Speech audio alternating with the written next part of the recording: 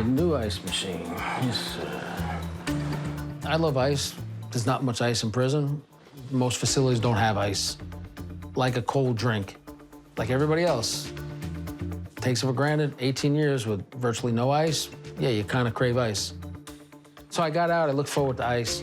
Sharna bought an ice machine for the house. I was forbidden from using the ice machine. You know, a lot of things you can't do or have here. I don't know if ice is against their religion, I don't know. Mark? Yeah. Did you get out the ice machine? Hang on. I've been storing it downstairs. Did you get it out? No, wasn't me.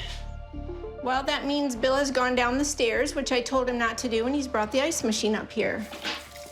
I do not understand why he is so rebellious to follow the rules.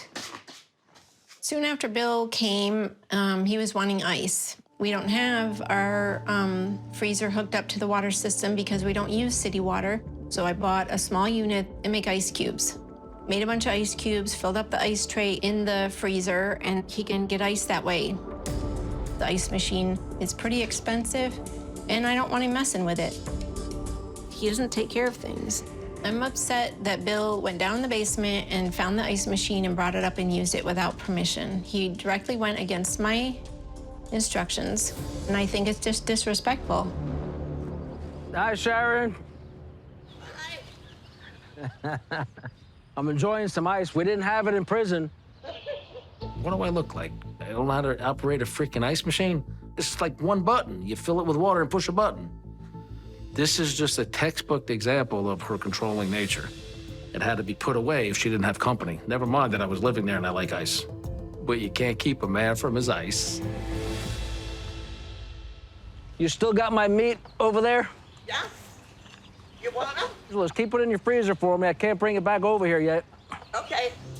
Mark and Sharna have a next-door neighbor named Sharon. We've grown very close. When she found out I was not allowed to eat meat at that house, she came over with a plate of fried chicken. I would actually buy meat in the supermarket and ask her to hold it in her freezer because with all their restrictions and rules, I couldn't keep it in Mark and Sharna's house. And look here, I've told him over and over that he puts the tin cans and glass and cardboard in the recycle. There's a can. I'm gonna go put it in front of his door. You know, maybe he'll get the hint that I'm not putting his stuff from there to there anymore. The past few weeks have been really bad, and Bill is just not doing what he's supposed to do. He's disrespectful, argues with me like every day about stuff. He has not gotten a job. He really has done nothing. He hasn't accomplished anything that we know of. I'm really upset with Bill because everything that goes on in this house, everything that we do, he tells his girlfriend, this is my home, I love my home. Mark and I love this, we've made it the way we wanted, and it's not a place of peace to come anymore. Honey, would you carry that ice machine back downstairs? We need to put it somewhere else, if you could find a different place to put it. I'm not making him any ice tonight. He's gonna have to wait until tomorrow. That's his punishment. It's ridiculous. It's like a teenager. I'm gonna look and see if there's anything else he's not following the rules on again.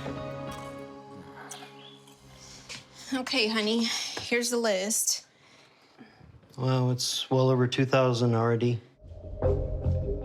I'm at the end of my rope with Bill. We've given him more than 100% of effort in trying to help him, but he won't help himself. I've been keeping a tab of everything that I've expended out on Bill in clothes, shoes, cologne, other items that he wanted. He was very forthright in saying that, you know, once he got a job and got money coming in, that he would pay me back for everything that I had purchased for him. And he still doesn't have a job, and Mark and I are just wondering, are we really ever gonna get paid what he owes us? He wanted more clothes, and so I took him to Burlington and a shoe place and, you know, got him three new pairs of shoes, and I bought him shoes. You did? Yeah. He didn't tell me that. So far, we've paid for just about everything for Bill. We really didn't get into it for the money, but he is really not contributing to the household. It's really adding up, and at some point, it's got to stop. Toilet paper, I haven't added that on, but he's using an excessive amount. And I'm like, Bill, what do you do with 24 double rolls of toilet paper in a month? We don't use a fraction of that. We use like 2 rolls in a week. You know, toilet paper rolls have disappeared at the rate of about 1 a day. Coming upstairs to take more and more is really ridiculous.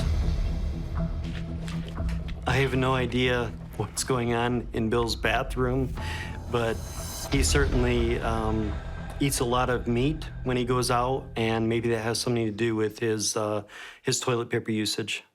This is really frustrating that I feel like when I'm not here that he's gonna use whatever he wants, he's gonna do whatever he wants. I'm done with this.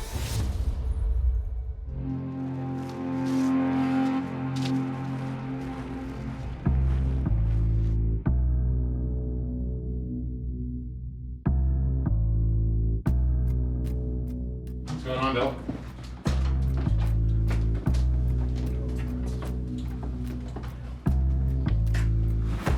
You won't believe all the crap that's been going on here. It's getting to be a bit much, wearing on my nerves. A lot of drama with especially with Sharna. What happened?